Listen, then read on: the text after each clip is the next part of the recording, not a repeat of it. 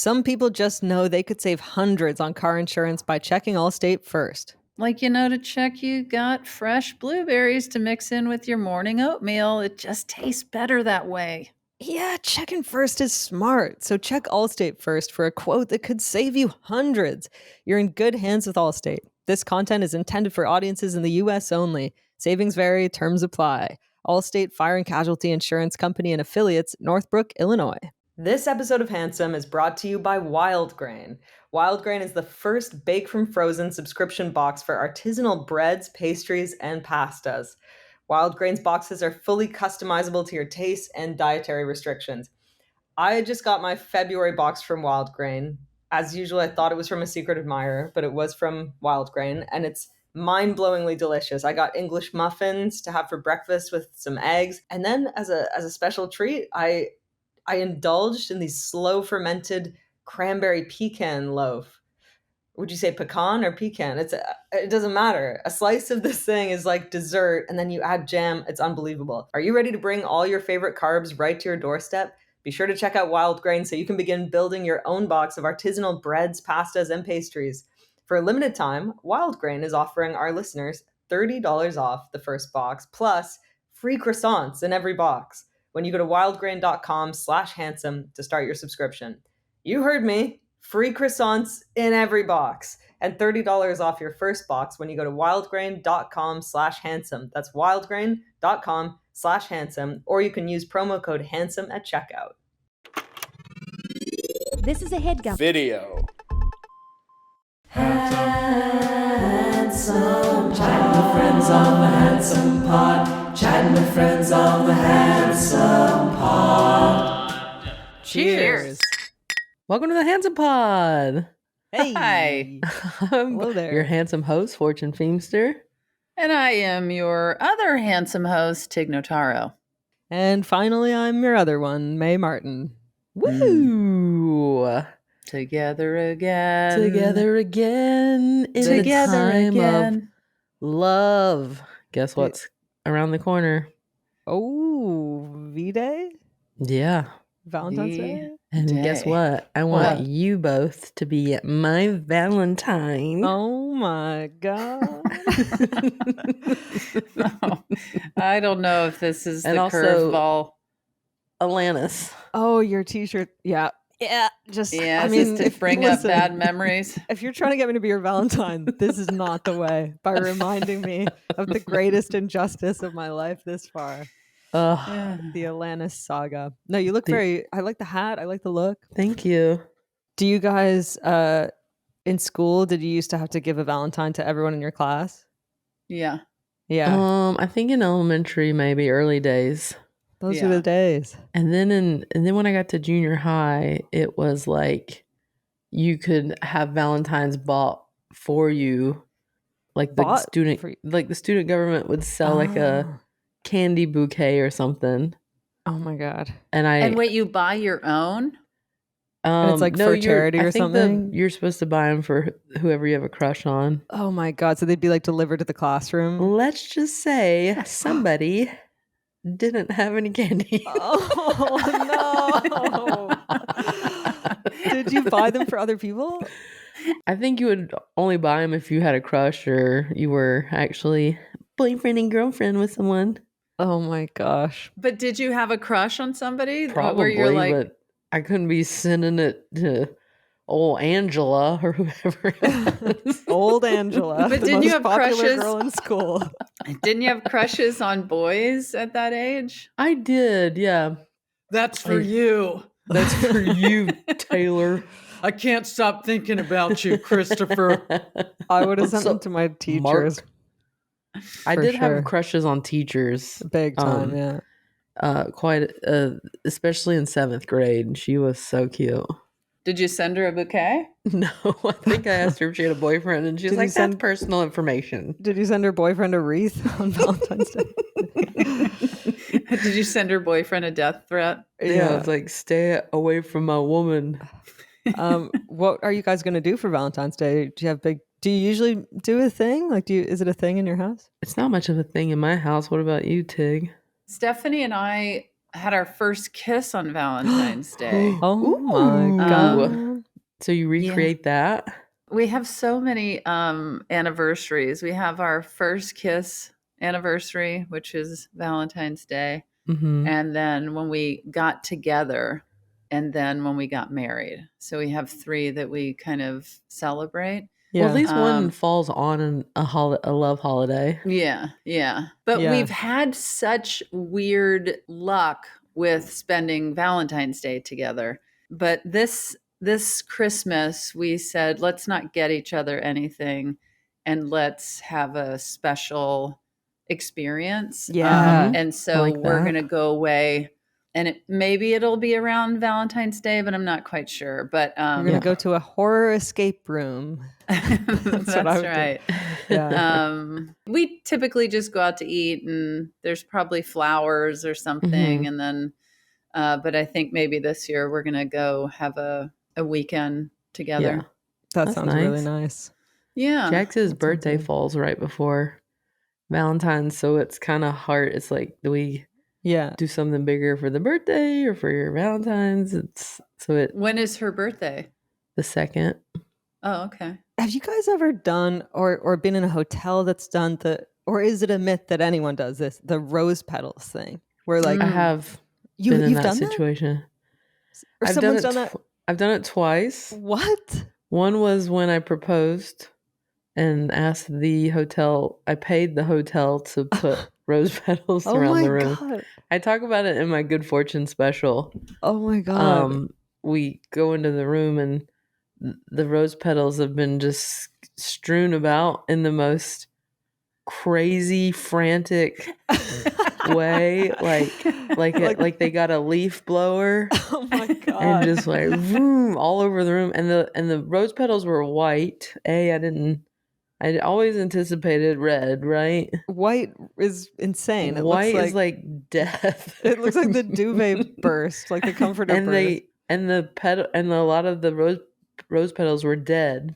Oh my God, no. So it was a very jarring. Did you laugh when you saw it, or were you like? I was more in shock because the room was like weirdly lit, and I had asked for I was trying to do that bachelor type candles and a fireplace and chocolate covered strawberries and champagne and rose petals, and they whoever did it just had never been romantically involved with anyone. Yeah, I didn't know they couldn't use real candles because of fire hazards. Right. Totally understand. But it was like a lot of the battery operated tea light, and they were all half dead. Oh my God, so that those LED were just glow. So just had this weird dim light. They did start the fire, which was very nice, but they put the chocolate covered strawberries right in front of the fireplace. So they were just dripping, like chocolate was dripping onto the floor. So, and it was all meant to be a surprise. Like, were you going to propose in the room? Yeah, that's where I was proposing. While I was at dinner, I paid them to set the room up romantically. Mm-hmm. Because when you go in, if you see the red roses, the champagne, the thing, the candles, you know right away. And Jax is going, "Oh my God, what is happening?" But she's going, "What is?" Yeah, you go in and go, "What is happening?" Like in hindsight, I probably should have just not proposed that night and just chalked it up to a weird night and saved it for another time. But I'm a type of person that once I have something in my head, like we're doing this. Me too. I've got to make it work. Yeah. Obviously we were pumped, and the next morning we woke up and we're so happy. But that night we were just like, "What is this?" That's a good story, though. That's a good bond. It was fun in hindsight. And then we went to a very nice hotel in Mexico, not for any anniversary or anything. And we got back from dinner one night, and they took it upon themselves to put rose petals everywhere on our bed. They made a bath for us, and we were laughing, what if we were just friends? We came back to that. That's so funny. You guys have not done the rose petals? I don't think I've ever had a rose. I sort of thought it was just in movies. Yeah, so I'm glad to hear it's a real thing. Stephanie does rose petals for Max and Finn on Valentine's Day because they get little candies and flowers and stuff. And she does the rose petals down, like leading from their bedrooms down the stairs to their little candies and stuff. Yeah. So I love how for kids, I mean, and it should be like this anyway for adults, but like for kids, Valentine's Day is just about love as a thing, love as a force in the world, love for your pets and your family. And that's how it should be so that single people don't feel sad as they remember not getting a candy bouquet. Yeah. I'll report back on my Valentine's Day. It's up in the air, but I'd like to do something weird. And like freaky deaky or like escape room. Oh yeah, maybe freaky deaky. Maybe I got a lot of love to give, so maybe I'll do that. Some people just know they could save hundreds on car insurance by checking Allstate first. Like, to check in with your date about what they like to eat before making that dinner reservation for 2 on a Friday night. Yeah, checking first is smart. So check Allstate first for a quote that could save you hundreds. You're in good hands with Allstate. This content is intended for audiences in the U.S. only. Savings vary, terms apply. Allstate Fire and Casualty Insurance Company and affiliates, Northbrook, Illinois. Handsome is sponsored by Hiya Children's Vitamins. I wouldn't say my kids are picky, but they can definitely be, let's just say, discerning when it comes to trying new things. Well, I'm here to tell you, Hiya's been a hit. It's a daily treat that's now part of their routine. And are you tired of battling with your kids to eat their greens? Hiya now has kids' daily greens and superfoods, a chocolate-flavored greens powder specifically designed for kids, packed with 55-plus whole food ingredients to support brain power, development, and digestion. Just scoop, shake, and sip with milk or any non-dairy beverage for a delicious and nutritious boost your kids will actually enjoy. We've worked out a special deal with Hiya for their best-selling children's vitamin. Receive 50% off your first order. To claim this deal, you must go to hiyahealth.com/handsome. This deal is not available on their regular website. Go to hiyahealth.com/handsome and get your kids the full body nourishment they need to grow into healthy adults. So when you're single, the free love is really fun, right? Mm-hmm. But when you get into a relationship, are you more of a one-on-one kind of person? I'm a constantly evolving. I think it's so situation dependent. It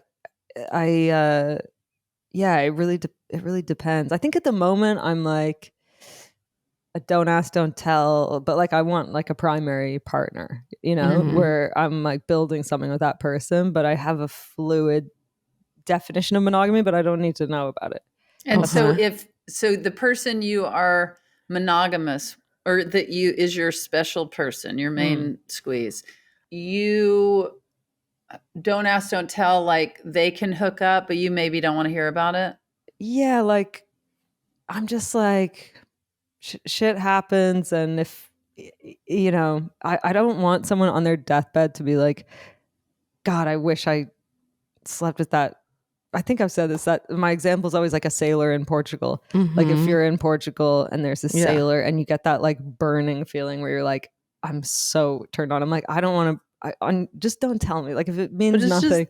But it sounds like it's just sexual, not like a full on other relationship. Well, I don't know. I mean, it's all up for, as long as I know I'm prioritized and I feel safe, but that trust is built, right? Like I think it would take. I can't handle that emotional stuff. Yeah, it's tough. Yeah. So I don't know. I'm very traditional. I think I'm old school. In what way? Just like you have one person, you get married, that kind of. Yeah. That's a beautiful thing as well. It's so situational. I could definitely end up, I mean, I have felt that before, so I'm sure I could again, but life is weird. Life is weird. Yeah. I mean, I've probably talked about it a million times, but I didn't imagine myself in a long-term committed marriage or relationship, much less a marriage. Yeah. But it's turned out to be, I mean, of course, there's so many great things, but also so many difficult things that have allowed me to get to know myself and allowed me to get to know Stephanie so much better, and coming through the hard stuff together is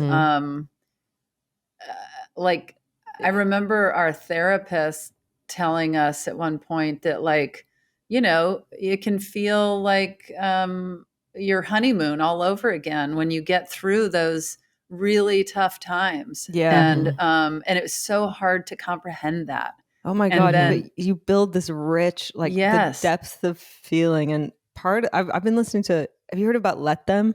Yes. I'm obsessed with Let Them right now. I just listened to her on Glennon Doyle's podcast. And I think what I liked about it is like so much of our stress and inner conflict comes from focusing on things that we can't control, because you can't control other people's behavior. So when you're so attached to the outcome of someone else's behavior and what they do, but it's you're setting yourself up to be feeling out of control and anxious, but you really can control your own actions and boundaries and behavior. So you can it's hard a lot of times. Oh my God, it's so hard. It's so hard. I can imagine, especially with kids, I can imagine like letting them, I mean, on Glennon's podcast, they were talking about like, if your kid's struggling in school or going through a hard time, like how do you let them?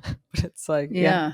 And it's like, of course you want to put up all the safety nets around your kids, but there are those moments where you do have to, it's like, even just Max and Finn get along really well, but they have those bursts of arguments and you cheated and this is mine and blah, blah, blah. And we let them, you know, if it escalates and somebody gets hurt, which it's not like they're beating each other, but sometimes they'll start out wrestling and then it gets a little too wrestly. But as long as they're okay and nobody's hurt and they're just arguing and dealing with whatever's in front of their faces, we let them. Yeah, because they're learning from that. And we'll be sitting on the couch talking and having coffee and we hear them in the background and we're like, let them. We just let them. And and if it crosses a boundary in some way that's not good or safe, we intervene. But with kids, with spouses, with family members, co-workers, any of that, it's such a delicate balance. And like no one likes to feel controlled, and it always is. It's so often coming from a place of care or fear, but like, it is kind of liberating to. My friend had recommended that book, and then I went on for New Year's to Mexico, and a woman in front of me had a tattoo that said "Let Them," and I was like, okay, I'll read the book. Oh my God, I just went pee before this, and I went on Instagram, and on the Handsome thing, someone's tagged us. Someone just got a tattoo that says "Okay, Dyke." What? Yes. What? Someone just got a tattoo on their thigh that says "Okay, Dyke" and tagged. Can you send me that? Yeah, I can't wait to show Stephanie. It's your incredible. poetic words. Also, I'm like, are they saying that to themselves? Like when they read it, I just love it. Yeah, I'd be very curious. It is a form of acceptance, right? Like, okay, Dyke. Oh, yeah. Because when Stephanie rejected me. That was Let Them. That was a perfect example. And that's what made her come running right to you. Because you were it was such a bummer because I loved hanging out with her. We laughed so much. And after our makeout, when she's like, no, never dated a woman, not going to happen. I remember I sat back and I was like, God. Yeah. And the temptation, because it triggers your inner child. The temptation is to be like, I feel hurt. I feel this. I'm like, you're doing this to me. And that only ever makes, triggers the other person's. Or to even try to pursue her more. It's like, I couldn't, I couldn't. I had to just step back and say, okay, Dyke. But it is, that is a perfect funny response. That is a funny full circle thing in this conversation of okay, Dyke being Let Them. Yeah. But it was hard. And I didn't think in a million years that she was going to come back and say, I actually want to be with you. Yeah. So how long did it take her to respond to okay, Dyke? Well, she didn't respond like when she wrote me her 10 million page email saying, I've never been with a woman. I'm not gay. I can't be with you, but I like you. I care about you. And then so I responded to that with, okay, Dyke. And that's all I wrote. And then she didn't write back to that. We just went about our lives and, and we're friendly and kept in touch and whatever. And I just told her, I think I need a bit of space to kind of see her differently and that I felt like I'd be able to in time. Yeah. And then in that time, she told me when she read Okay, Dyke that she was like, oh, I really like her. Yeah. But it was still just a growing thing between us. And then I was in Montreal doing shows and she said, I'd like to see you when you come home.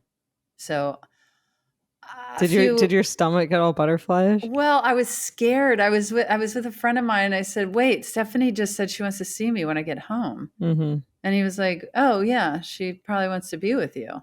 And I was like, no. I said, no, she already told me she didn't. And he was like, so what, you think she's like, I want to see you when you get home so I can confirm that I don't want to be with you? Yeah, just and I was like, I don't know, maybe. I was so like, there's no world. She wants to be with me. Yeah. And, but yeah, she came over and I remember I was like, I had a loft in downtown. I was like, getting my loft ready and I was like trying to pull myself together and I was like, oh my God, I think I was on the phone with Kate McCucci. I was like, okay, she just called, she's on her way, she's coming up the elevator. And Kate was like, let me know how it goes.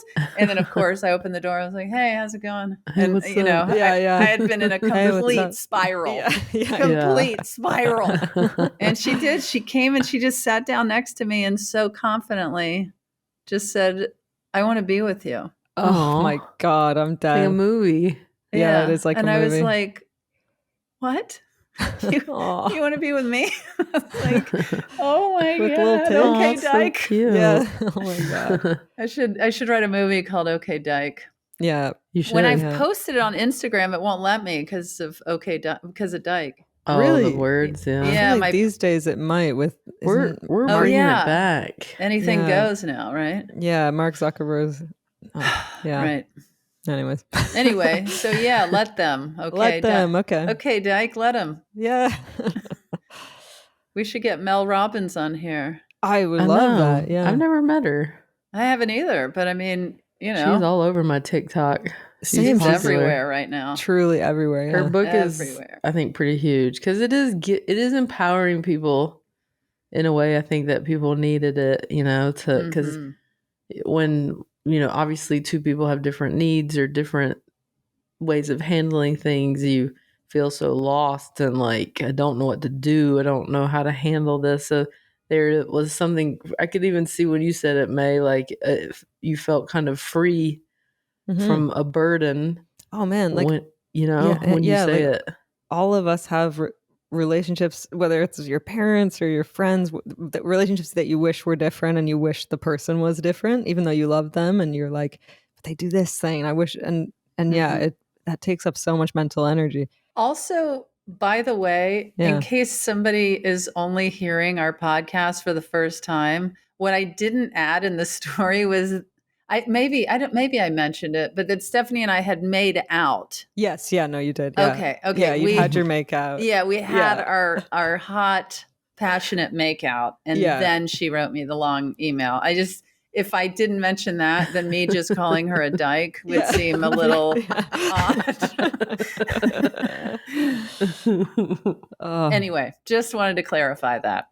Love is complicated. Relationships are complicated, but it's also but it's so worth it. It's the so best worth it thing in the world. And you try and figure it out, and hopefully you do. But if you don't, then you let them. Yeah. Then you let them. Yeah. And speaking of romance and love and things of that nature, we have question askers today because this is Valentine's week, right? Yeah. This is coming out. And I mean, our askers today, Icons. are both iconic Grammy-winning musicians.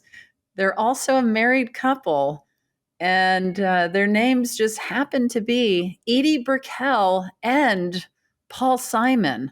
And they are asking today's question. How did we get them?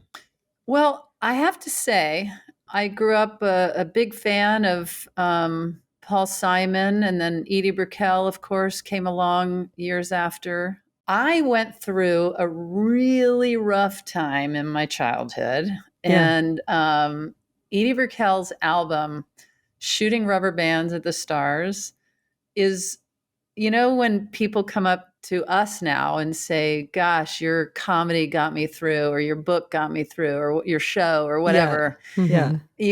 I know for myself, I'll be like, oh, thanks, glad to hear it. And I don't fully take it in. Mm-hmm. Yeah. When I really think about what her album did for me, it saved my life. Yeah. And when I got my podcast, Don't Ask Tig, the one, my old podcast, it was trying to help people. And of course, I'm a comedian, so a lot of it is silly advice. But other times I really tried to give them my best. And I thought, how great. The producers had a small budget for music.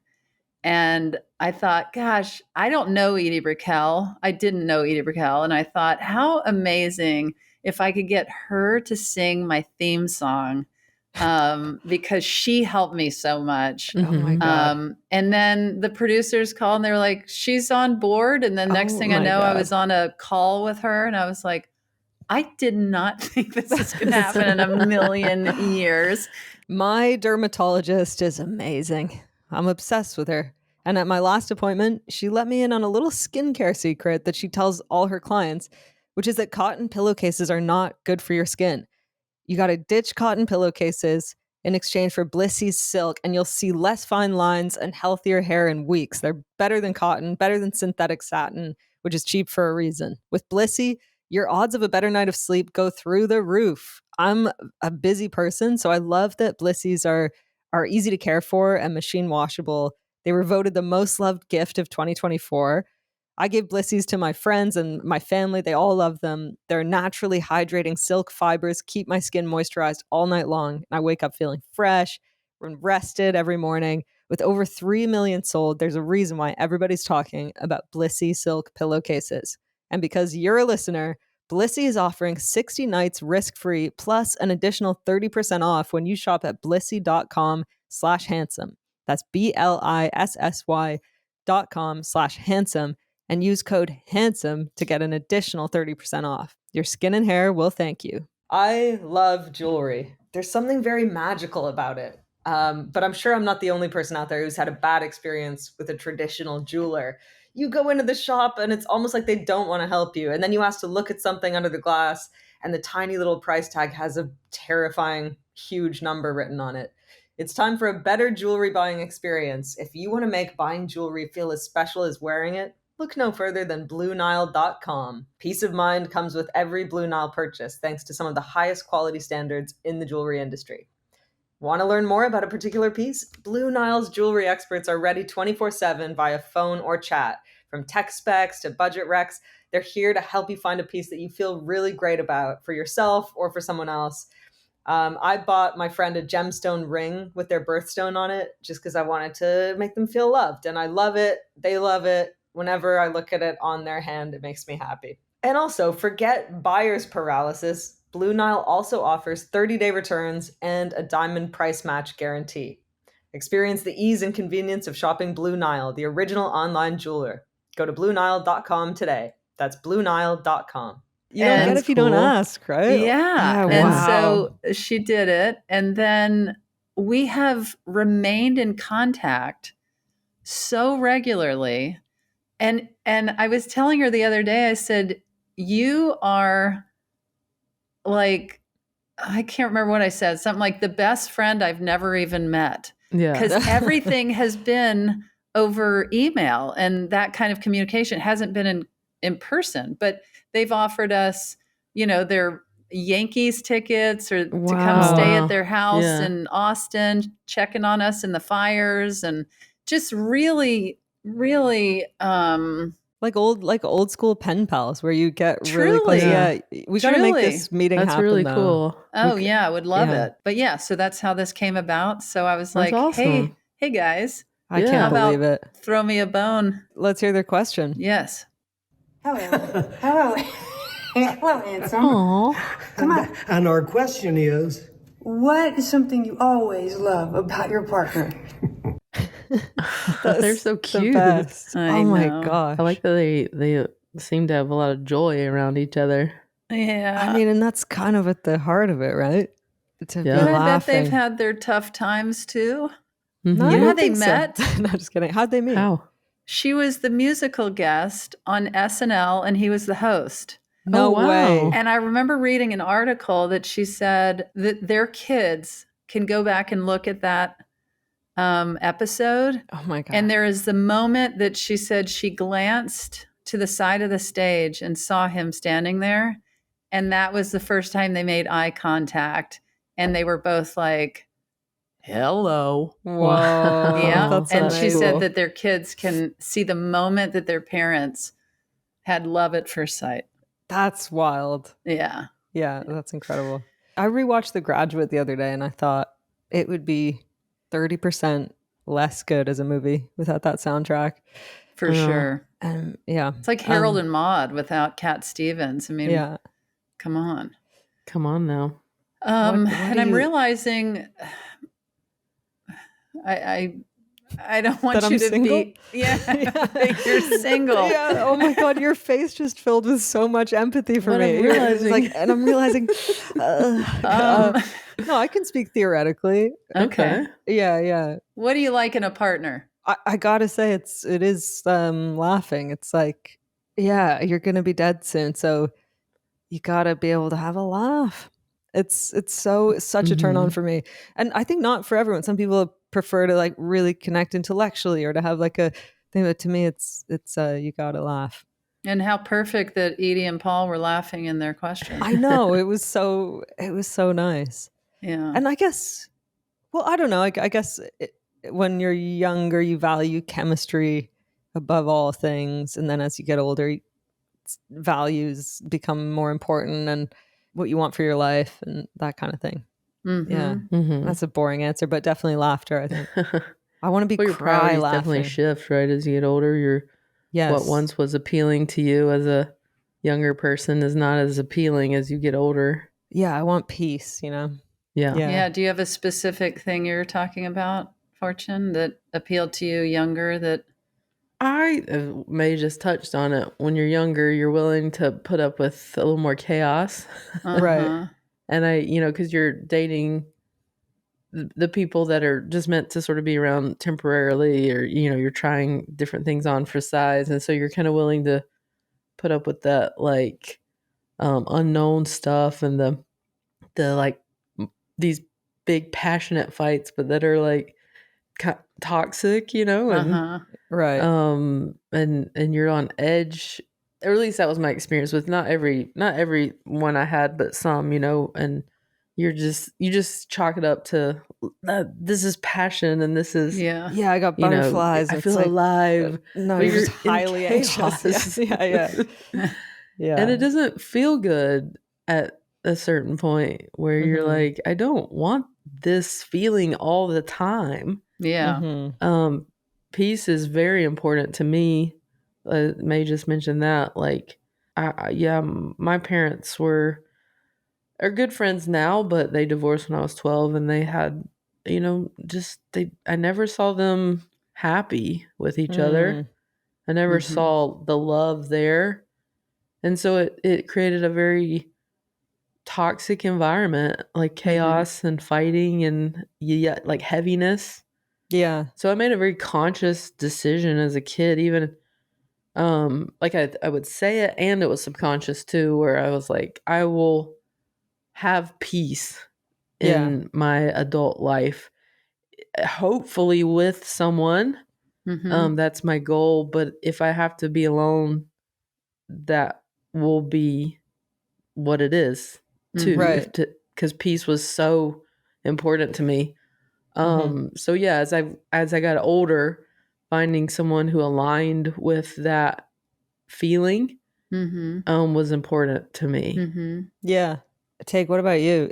Well, I mean, I feel like just a flat out copycat because, gosh, peace and laughter. Yeah. I don't know what else you could possibly. I mean, sure, throw an attractive head on the body, but Just the head. I mean, yeah, all of that stuff is great, but like as far as being attractive, Yeah. I mean, luckily, I do find my wife to be absolutely gorgeous and hilarious. You got to start there. You got to, yeah. Yeah. But, you know, she didn't stick out to me when we played love interest in a movie. And I certainly didn't stick out to her because she hadn't dated a woman. So it wasn't instantaneous for us. It was instantaneous in that we really enjoyed working together and had such a nice time on set. But I didn't walk away thinking, well, that's my wife. Right. I would have been so confused if somebody told me that was my wife. I would have been baffled.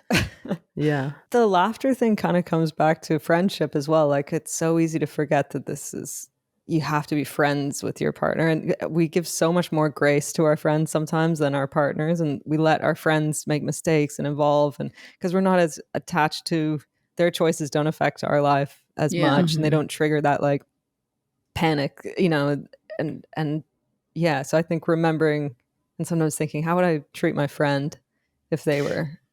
Yeah. That's definitely an interesting thing to think about. And I know I've had to, in my nearly 12 years with Stephanie, we've had very hard, uncomfortable situations and conversations and things that, where we had to acknowledge things have changed or things are evolving and people are getting older and hitting different places in their lives and wanting different things. And, in relationships before Stephanie, I probably would have been like, yeah, well, I'm not into that, or that I'm out, peace out. Whereas, with her, it's like, okay, I'm listening. And I see how I fell short there. I see how I was maybe not considering you, not even maybe, like, didn't consider you. And that's because I wasn't used to being in a marriage or a relationship. And so I miss that. And it's hard. And then not just, I miss that, but I need to change. Right. I need to change, and I'm going to change, and I'm sorry, Yeah.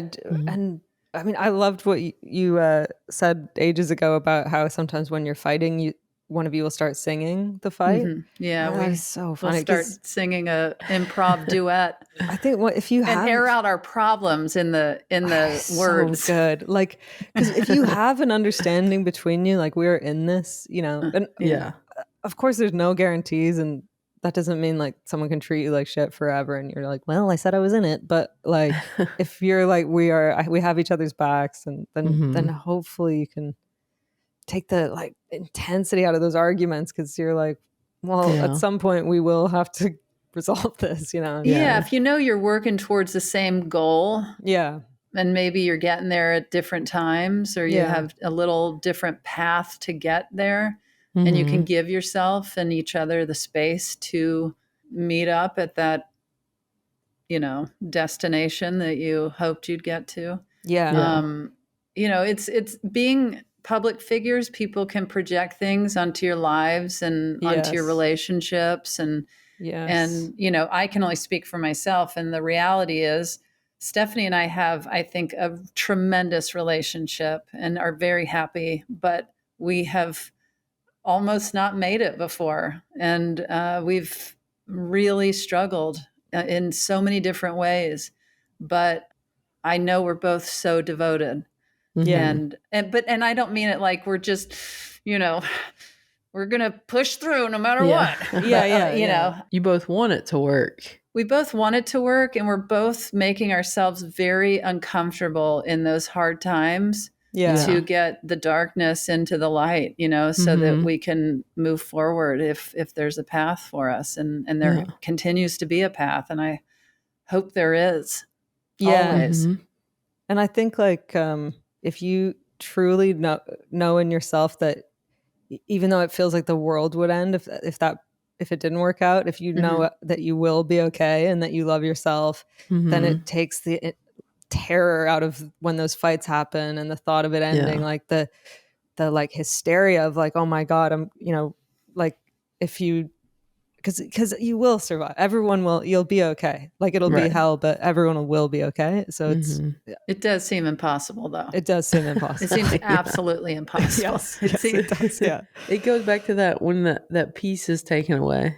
Yeah. You feel so discombobulated. The rug is pulled and you're like, what my whole reality is shifted. But yeah. I think liking the person is, that's the thing about when I met Jax, like she never felt like a stranger. And just did feel like home. From day one. There was no games, there was no pretenses, you like me, I like you, and then we just kind of were in it. I know, because don't you know so many couples that don't like each other? It's crazy that actually are like, you're like, you hate each other. I know. Yeah. And what I always loved about Jax is I just genuinely was always so happy to be around her and come home and tell her things and ask her opinion. I really value her opinion, and just wanted to be around her. And I remember, especially in the pandemic, when we got to be, I wasn't traveling and I finally got to be home for a long time. It felt, every night felt like a fun sleepover with my best friend. And I just remember thinking like, God, I get to marry like my best friend who I'm also in love with. And like, what a treat. And the fact that she's beautiful and smart and funny is, like you said, Tig, a cherry on top. But just I just really love her. And being with her. I was just talking to one of my co-stars on set. He hasn't been in like a serious long-term relationship. There's a lot, it's the show is about the young cadets at the academy. So there's a lot of younger cast members, and I was just talking to him about how, look, people have been together for, like Edie and Paul, they've been together for decades, and I'm like, they've been together 12 years. But I was just saying that I always think about writing a script, how when you have no structure, your story goes off the rails and you think there's going to be all this freedom because like, I'm not going to follow a structure to writing. I'm just going to go nuts. And, sometimes that works out, but when you're off and not following the structure, you can kind of find yourself in a weird corner where you're like, how did I get, like, I can't even write myself out of this, And then when you follow a structure in writing, you can go anywhere. And that's how I feel in my relationship with Stephanie is I'm in this relationship that has rules and boundaries, but with her, I feel like I'm planning my life with her. We're going on trips. We're having our holidays. I'm getting to do things I've never done. I've dated interesting, successful, hot people. Like I've been down those roads. I've done all of those things a million times. And this is the road that is the most exciting to me so far. I will say also not to devalue like single people, and as now that I'm single, because I'm a relationship person. I've been in love, I've had long-term serious relationships, and I think I thrive in that in that container a little bit, but it's forced me to like being single these past 6 months or whatever is I'm like, you can give yourself that structure and relearn yourself and grow in huge ways as well, and feel so much stronger and more in love with yourself, and invest in your friendship. So if you're listening and you're like bummed out on Valentine's, you know, and that's a really great point, because I certainly, marriage isn't for everyone at all. And it wasn't for me. And I don't think it would ever be again. Right. But yeah. And I didn't mean to make it sound like if you're not married, then there's, then you're just off in the wild. I just found for myself, I was surprised because people think, oh, you get married, you're locked in, you're locked down, you know, you have no choices. And it's like, no, my life expanded.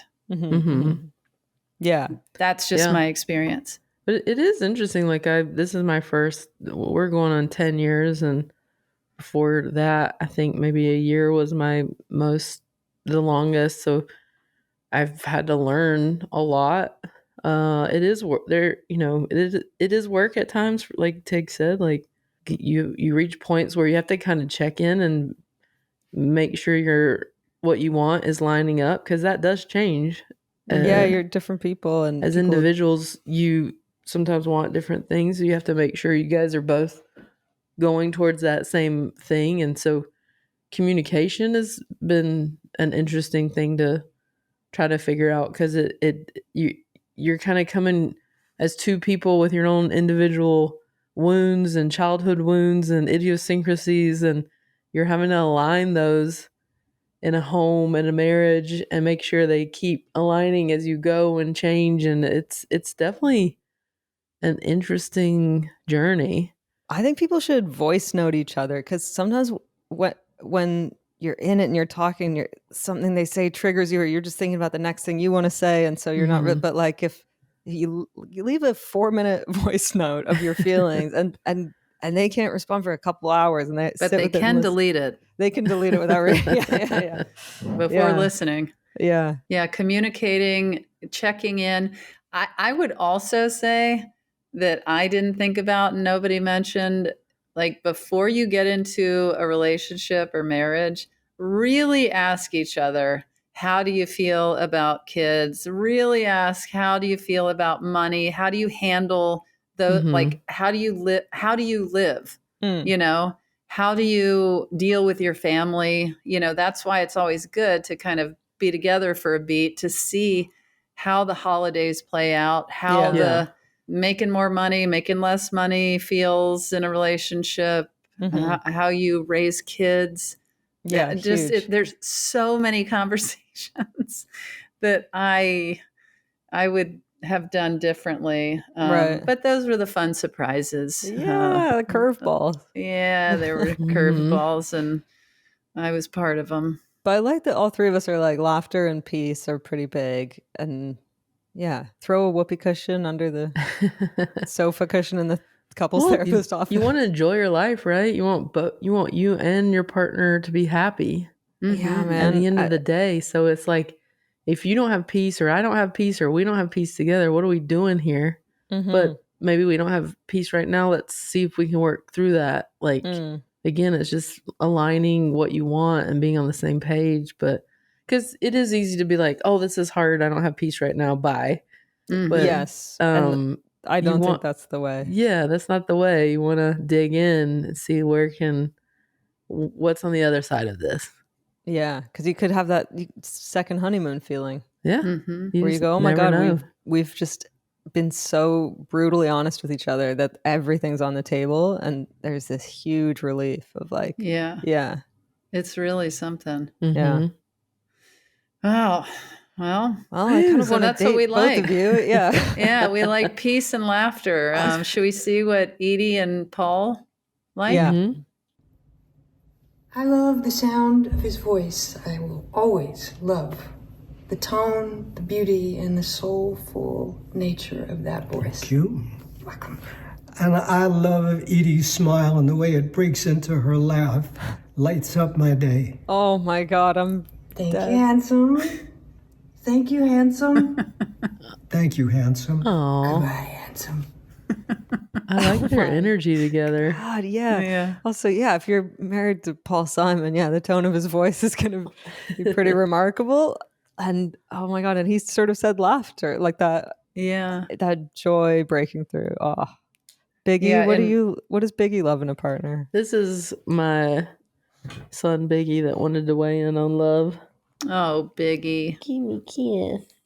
Biggie. Isn't he so cute? This is love right here. That is a sweet little pup. Yeah, he's a simple fellow. He wants simple fellow. I guess that's a nicer way of saying dead eyes. I swear to God, I posted a video of him and people kept commenting, "No dead eyes there." I love you, Biggie. He's my other Valentine. Oh my God, he is really cute. Yes. I'm definitely gonna foster a dog soon when I move into my house and good, which I'm renovating right now. It's crazy and exciting, but that's very exciting. You should foster a little pup that was lost in the fire. I was thinking about it, or even I feel like an older dog that somebody might not foster. That's That was a really nice episode. I know. I felt like we were like Esther really shared feelings. Yeah, I know. Well, I think we all have a lot of love feelings, and it is. I would say it's the week or the month of love, but it's the lifetime of love. It goes on and on and on. So, and loving yourself, as May said. Yes. That is at the core of all of this. You can't. What's the RuPaul thing? If you don't love yourself, how are you going to love somebody? Yeah, it's true. And no one is going to fill that. Wait, did he? I feel like he didn't coin that, but he says like it. That's saying if you can't love yourself, how are you going to love somebody else or something like that? Yeah, or something like that. But truly, no relationship will ultimately fill the void if you don't love yourself. So that's step one. I am not there yet. None of us are. We're getting there. I feel like cut that out. That was way too raw for the end of the podcast. I don't love myself. I don't love myself. Anyway, next week on Handsome, come to my shows. That'll help. All right. Leave it in. Well, anybody, I love you guys. Love you guys. Love you and love you, Mr. Thomas. Yeah, man. And love you. Love you. Oh, kisses. Even if that was forced. Love you. You guys have anything coming up that we want to share? I've got these music shows that I'm pushing where I'm playing stuff from my album, which is called I'm a TV, that I'm very embarrassed to promote, but I'm doing it. February 26th, I'm going to play a big music show in LA, March 1st in Toronto, March 4th in New York, March 9th in London. And tickets for that, if you go on my Instagram, I've got in the bio. I think you'll find them there.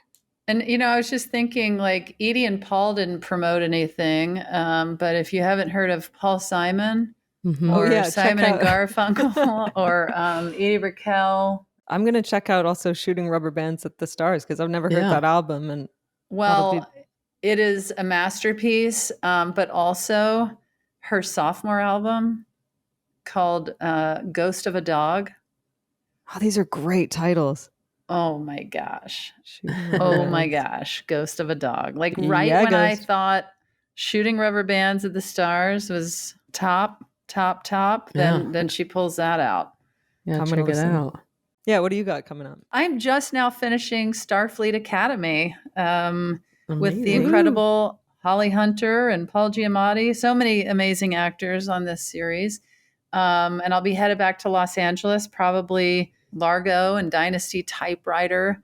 And then the Handsome shows, we're going to be in Nashville live on April 6th, and then Austin, April 12th. Handsome will be together there as well. And then I'm going to be doing stand-up in Eureka Springs, Arkansas in June. Fortune, are you working on a new hour, or is that what you're doing? Yeah, I am working on my new hour. Next weekend, I'll be at the Oxnard Improv in California, out there in Ventura.